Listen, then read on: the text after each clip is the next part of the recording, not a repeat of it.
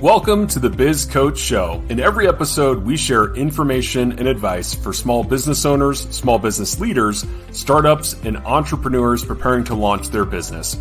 Our mission is to give entrepreneurs the edge they need to succeed.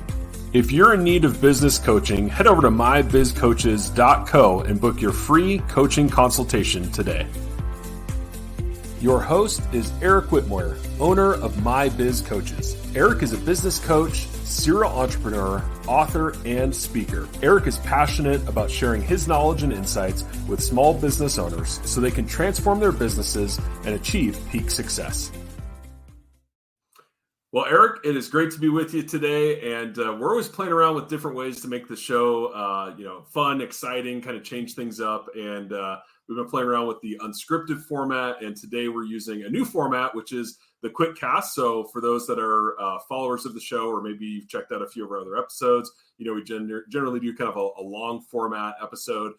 Today, we're going to do kind of a quick cast that's kind of quick practical tips that you can watch in just a few minutes and apply in your life and business. And today, we're going to be talking about networking. And so, Eric, as we're thinking about networking and specifically small business owners, in networking, kind of talk to us a little bit about why it's important for small business owners to network.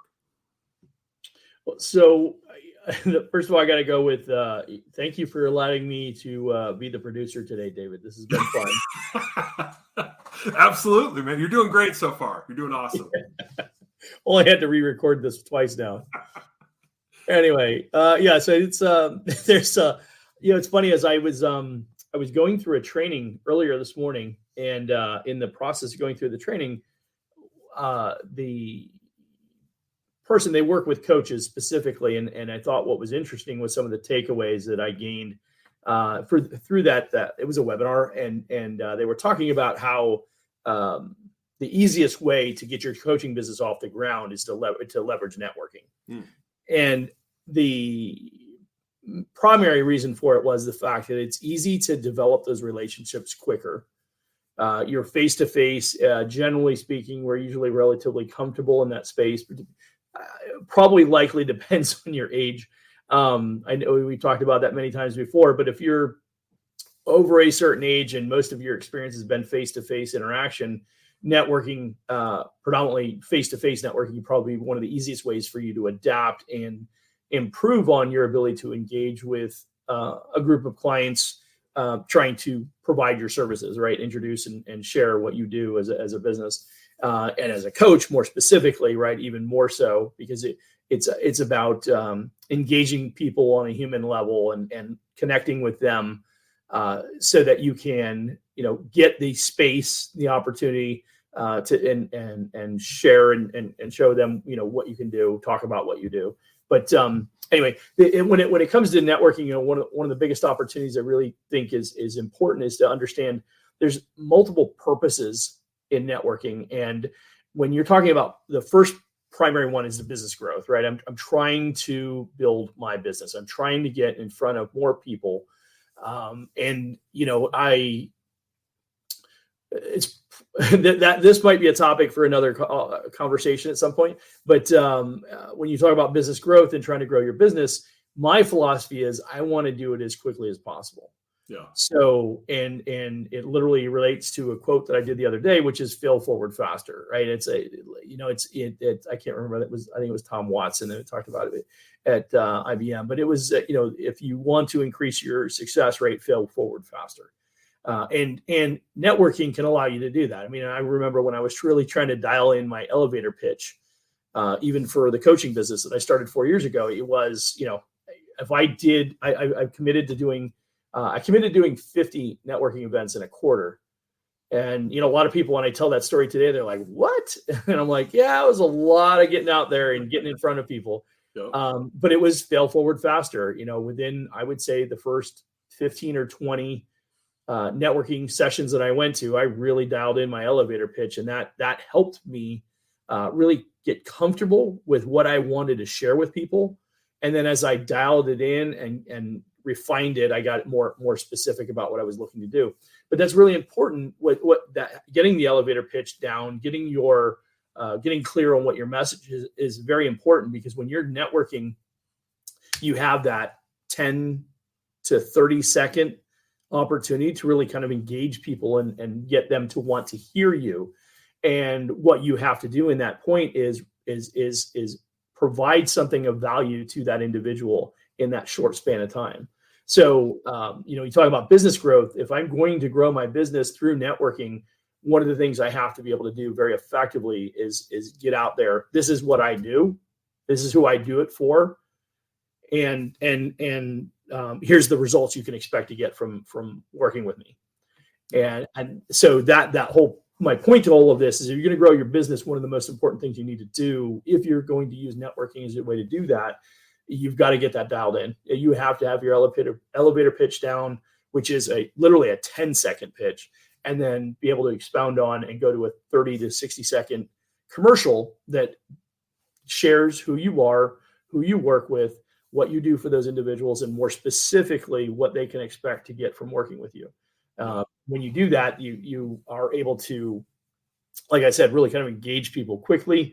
They will then determine, yes, I want to hear more. And then that leads to those advanced conversations. But getting out there and doing that is probably one of the quickest and easiest ways to really kind of get your business growing quickly. Because you've got to get out there and you got to let people know. And there's a number of different ways. I mean, now today you can do online networking, which is something that didn't exist probably 10 years ago. Or if it did, it was very, very minimal.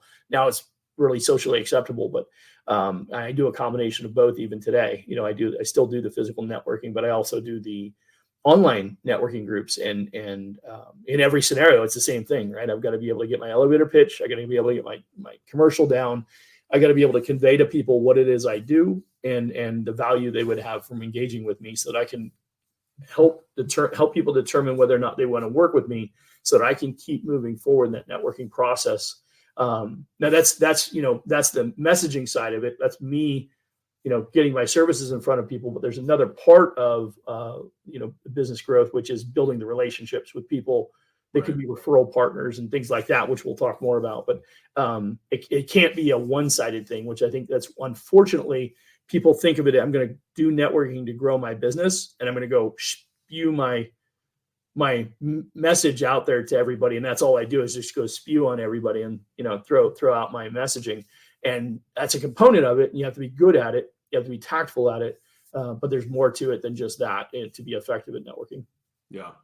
Yeah, as you were talking about that elevator pitch, I think that in and of itself is actually a really helpful exercise. I'm sure you've seen that yourself and with clients as you've helped them with networking, is when you get really good at refining what it is that you do and the value you bring, it just helps you with your brand clarity, right? And some of those other things. So I think that's important. And I think you mentioned earlier too, just looking for ways to provide value to people instead of just hawking your services. So I think some really good points. Oh, go ahead. I was gonna, as one last thought on that, as you mentioned that, there's one of the groups that I work with specifically, they created what they call a mastermind networking group. And in that particular group, it is a same group of people. There's no, occasionally we'll have somebody sit in and learn more about the group, but only so as an opportunity to create their own group, not to necessarily become part of that group unless there's an open opportunity within that group. But the point is that you have the same people meeting every week. And I actually had people, they're like, oh, well, that would be terrible. I mean, how do you get new clients? And I'm like, no.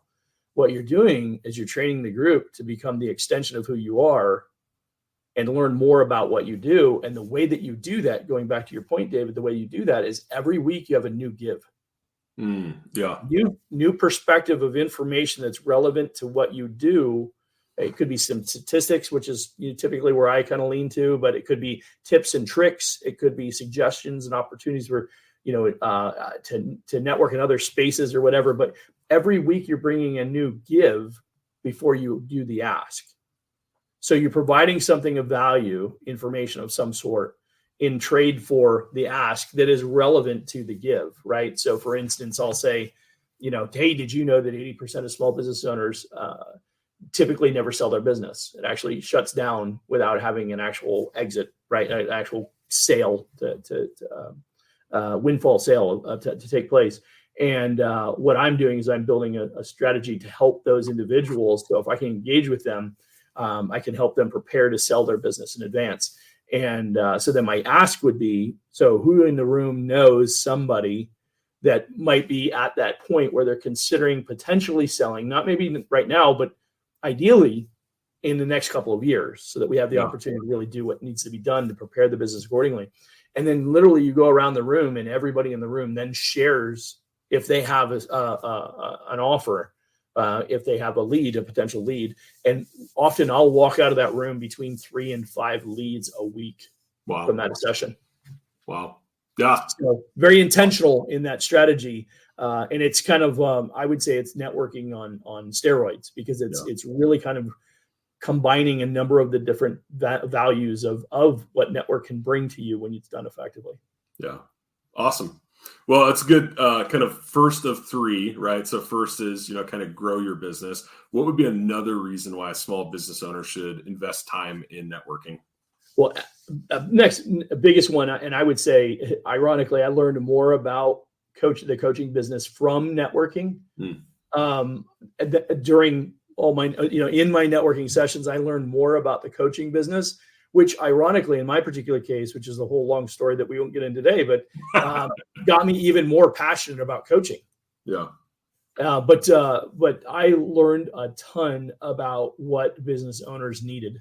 So the knowledge and the insight that I gained from going to those networking events, one, I thought I knew what business owners needed, and I did know a fair amount, but there was a lot of other things that I didn't realize that they needed. There was things that, like anyone else who's a certain level of competency, there's certain things you take for granted.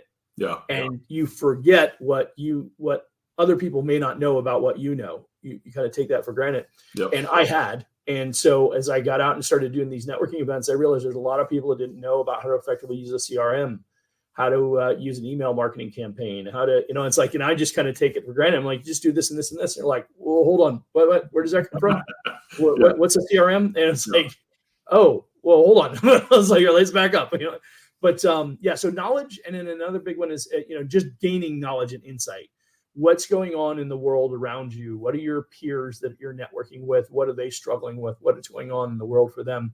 How are the world events, in the economy in the U.S. today? How is it affecting other people that you're associating with? And advice, right? I mean, there's people in other spaces that are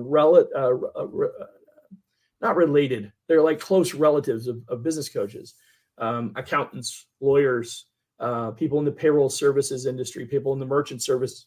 They can be phenomenal partners, referral partners, one, which I know that's one we'll talk about too, but two, you learn about business through their eyes, right? What they deal with, what their frustrations are with trying to provide their services, and what they can do that you might not be familiar with. So, learning from a digital marketing agency, some of the new tips and tricks that are out there, learning about the different resources and tools that are available. One of the things we've talked about here is an AI solution that we came up with to strip out video that we create from the long format podcasts that we do and create them into reels. And now we're posting on social media. My initial introduction to that software was in a networking event.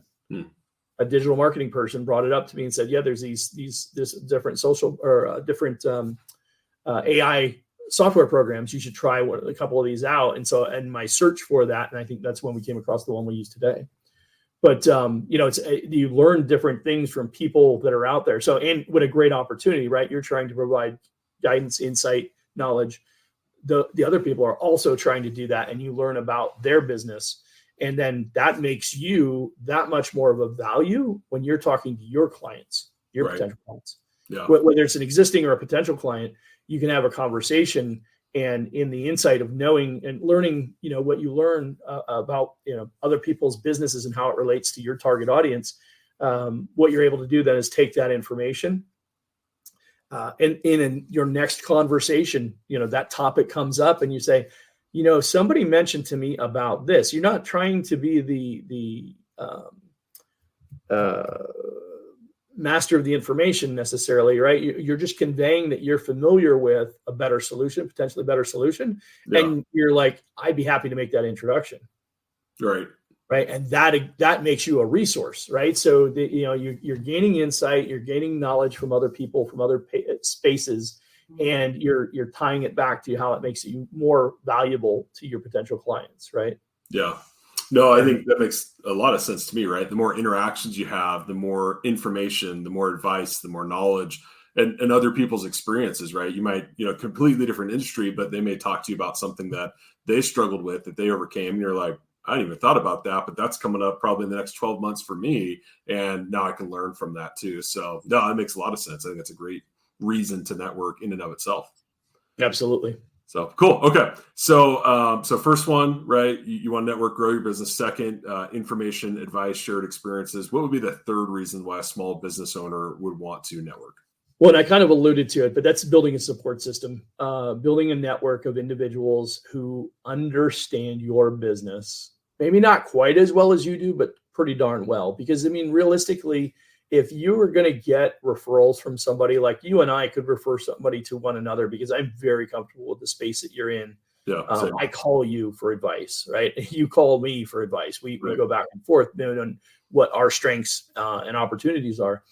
Similarly, in a networking relationship, the way that you get value out of networking, because you walk into, I'll go back and it's Holmes.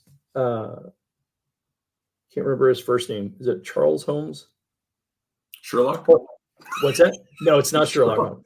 Mike Holmes in Canada? No. I can't remember. I think it's Charles Holmes. I can't remember. It's Holmes is the last name. I know that for a fact. But he talks about the percentage of people that are ready for your service right now, ready for your solution right now. Yeah. And it is 3% is typically the number of people that are ready for your solution right now, which means that out of 100 people you talk to, 3% are ready to buy now. 7% are ready to make a decision.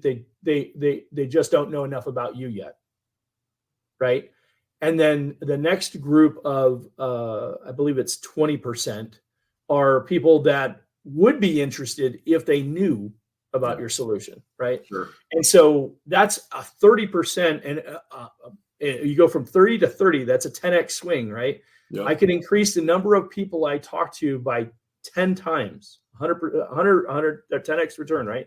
I can do that by simply expounding on and helping my sales team, for lack of a better term, of other individuals who are familiar with what I do, understand it well enough that they could quickly describe my elevator pitch, my 30 or 60 second commercial to someone, and hear 3, 4, 5 different triggers that might set them off and say, this is exactly what Eric's looking for.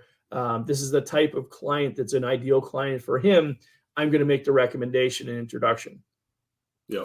And the best part is that when somebody makes that recommendation, assuming that it's somebody that they're comfortable with, right? That's a nice warm handoff, and often is a very simple conversation for the person who's getting the referral, right?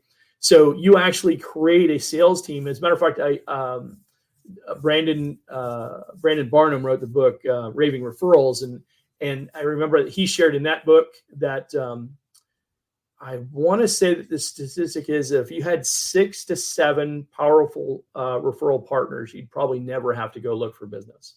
Wow.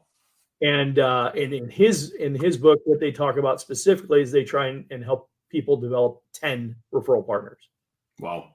Focus on finding 10 referral partners and constantly having a team of 10. And that team could change over time, right? You evolve, your skill sets evolve, your solutions evolve. But by having that number of people that are out there basically like you referring your services, and consequently you are then representing those individuals as well. You know enough about their business. Now, remember, if you had 100 different referral partners, that's kind of unrealistic. There's no way you're going to be able to refer 100 different businesses, right, to your end client. And the idea is it's going to be somebody who is in the same space as you are. So again, I go back and refer accountants, lawyers, bookkeepers, merchant service solutions, bankers, whatever, right? Yep. But the idea is that they not only understand my business as well as I do, but I know and understand their business as well, and we reciprocate to one another. because when I hear the little triggers that they've taught me to be prepared for, I then make those introductions to those individuals. Yeah. Just like we've done with many of the people we've had on our shows, right? Right. Some of the Tevia, I've already referred her to a handful of clients. Yeah. So the reality is, at the end of the day, there's tons of when it's done correctly, Yeah. great opportunities to share, solutions like that and create those referral partners. And now you have a support team, right? It's also part of that knowledge and advice component that we talked about, because that support team is also my, like if I'm going to call somebody because I have accounting questions, I'm going to call that accountant or one of those accountants that I refer on a regular basis, or I'm going to call that bookkeeping group, because I know, that I can trust their insight and their guidance. And so they're also my resource for information. So I've got this whole in-house team of professionals that I can rely on. And by the way, they actually know a lot about my business. And when they hear triggers, they're going to make those referrals. And so I can expound on my opportunity to grow. Yeah. Yeah, absolutely.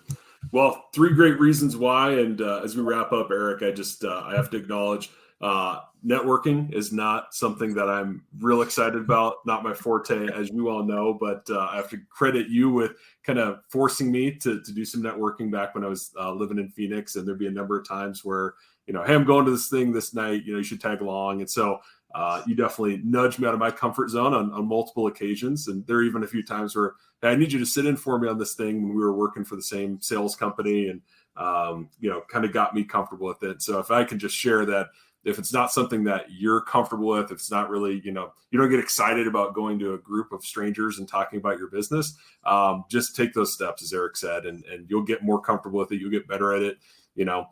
If you're horrible at it, just find another group that doesn't know you and start over again, right? And there's so many different ways to network now that did exist before, virtually, as you talked about, Eric, live. There's, happy hours. There's, wine and business talk, or, there's all sorts of things that you can do Exactly. to network and find your group. It's out there. You just have to go outside your comfort zone to find it. So you taught me that, and maybe even forced me a little bit to accept that. And I appreciate it, though, because it's always stuck with me. So thanks, Eric. Absolutely. Yeah. And I would take it one step further in regards to that, Dave, is that if you are a little adverse to going out and doing that networking, take a partner. Yeah. Right. Yeah. Any of those groups that I was referring, especially if you're in B2B or something like that, if you're in a B2B space, get some of those other people that are going out and talk to the same types of people and go together. And, or better yet, take a group of people that you go with, right? Like plan to go meet the group together. Yeah. And a great way to start is to do the after hours type events. Yeah. Because they do allow you to walk into that space on your own accord, as opposed to a more structured, for instance, a BNI or something like that, where you meet for lunch. It's quite a bit more structured, a little bit more daunting, particularly if you're uncomfortable with it, but it can be a great opportunity. But if you're not familiar, you're not comfortable, like myself, I wasn't, and I'm not, generally speaking, comfortable at just walking up and just talking to anybody, take somebody with you, like I did with David. Oh, I love it. Awesome. Well, hey, before we wrap up with our quick cast, by the way, and if you like this format, let us know in the comments or send us a note on our website. But anything, I think you've got an event coming up, I want to say on the 30th. Do you want to talk just a bit about that, the event you're sponsoring? Yeah, Accelerant, the business summit. It's here in Phoenix. It's in Scottsdale at the McCormick Ranch Resort. It's called the Accelerate Business Growth Summit. Friends of ours at Network Live are putting it on, Tab and Catherine Pierce, and we're sponsoring one of the sponsors of the event. So we're excited about the opportunity. It's an all-day event.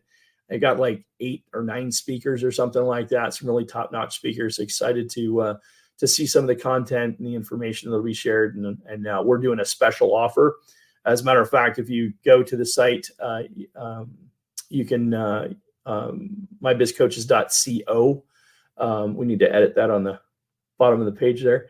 But mybizcoaches.co, if you go there, there's on the calendar of events, you can find it. And we're offering the only place you can get an additional 30% discount on the event. So the ticket prices are 30% off through our code, which is MBC30. So it's a 30% off the ticket. And then in addition to that, we're offering a whole bunch of free stuff. So you can get all that information there. And you are muted, David. Oh, and we'll put a link to register as well as the code in the show notes. So you can definitely check that out and register for the event. If you're local to Phoenix, great event to check out. And as Eric said, a lot of great speakers. Perfect. So cool. Anything else you want to share about My Biz Coaches? I think that's it for today. Okay, awesome. Well, thank you for listening or watching. As always, we invite you to subscribe to the Business Coach Show, and we hope to see you on the next episode. Thanks. Awesome. See you, David.